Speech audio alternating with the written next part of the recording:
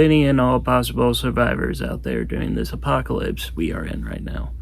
Welcome to another session of Therapy and Panels. You all may be wondering why I'm in a whole different location and what I mean by apocalypse. Well, funny story. You see, we've been having some security issues occurring at the Therapy and Panels location, and I thought it would be a good idea to purchase a thing I saw online called the Sentinel Security Program. And one thing led to another, and yeah, this idiot dumped water on the control pad and they went haywire and ended up destroying the city. Oh, come on now, Hoppy. I'm sure it's not that bad as everyone says it is outside.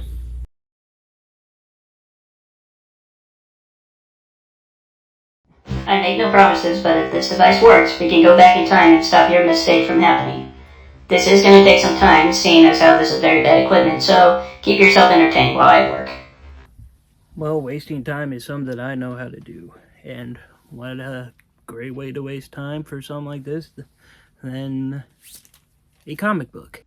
Created by John Byrne and Chris Claremont with inking done by Terry Austin, the creation of this iconic storyline came from what I was able to find out was because John Byrne just wanted to write a story about the Sentinels taking over the Earth.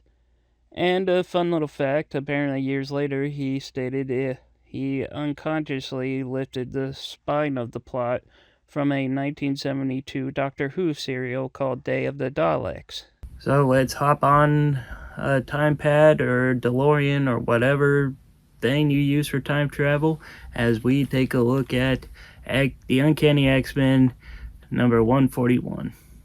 The cover is iconic and really gives you a great idea of what kind of story we're getting from this. It draws your attention well with an older Wolverine, and the poster behind showing all the different characters claimed slain or apprehended. It really makes you want to figure out what the heck is happening. We begin in the year 2013, and New York City is controlled by giant robots created to hunt mutants, known as the Sentinels. And as we all know in fictional government systems, they never learn. So when they create giant robots designed to protect humanity, the giant robots themselves decide the best way to protect humanity is to destroy us. That seems counterproductive. That's called science fiction, PB.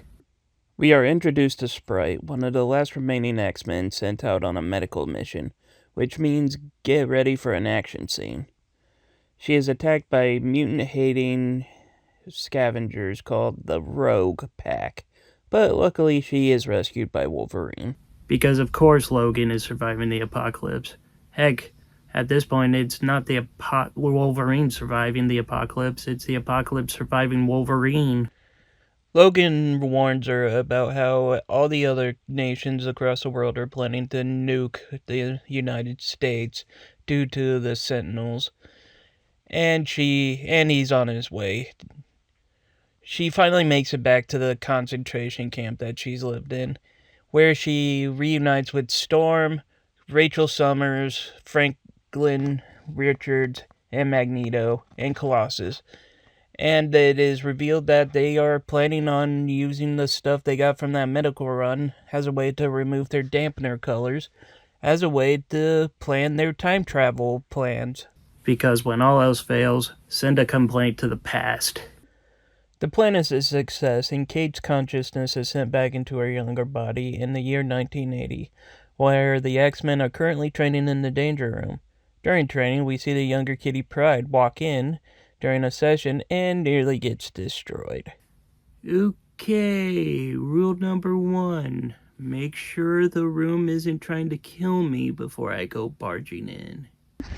After waking up in the medical room, Kitty reveals to everybody she's actually her older self in the future, and explains that Mystique and the Brotherhood will unalive Senator Kelly, Professor X, and Mariah McTaggart, which in turn causes the creation of the Sentinels and the destruction of mutant and humankind.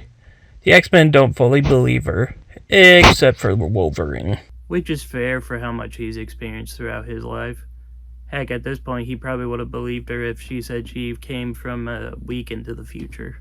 Out of precaution, some members head off to DC.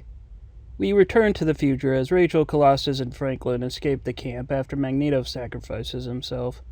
They end up meeting Wolverine, who leads them through the sewers toward the Baxter building. Meanwhile, back in the past, Mystique has formed a new Brotherhood of Evil Mutants consisting of Destiny, Blob, Pyro, and Avalanche. Destiny has the ability of precognition, but she warns Mystique that the future is difficult to read right now. Later at the Senate hearing, the X-Men arrive wearing civilian clothes, not just to avoid attention. Xavier telepathically asks Storm what's happening, and she relays Sprite's warning. Just then, the Brotherhood smashes through the walls, and before they can attack, the X-Men change into a costume and leap into action, ending the issue. So that was issue 141 of the Uncanny X-Men, and from my diagnosis, it's pretty good. This is considered one of the greatest X-Men stories, and there is a reason. It isn't just about fighting giant robots, but it's about fear, prejudice, and how the choices we make today can alter our future. The time travel element works because the characters aren't just trying to stop a villain, they're trying to prevent a future where everyone and everything is destroyed. And the artwork by John Byrne also helps with his clean, expressive style in the past and the dark future, also creating a contrast with each other. And with that, that is the end of today's session. Thank you all for attending. As always, if you liked the video, please be sure to leave a like, comment, and subscribe. And hopefully, if this ends up working, until next time, I'm the Super Guru, signing off. And I'm coming back to the past.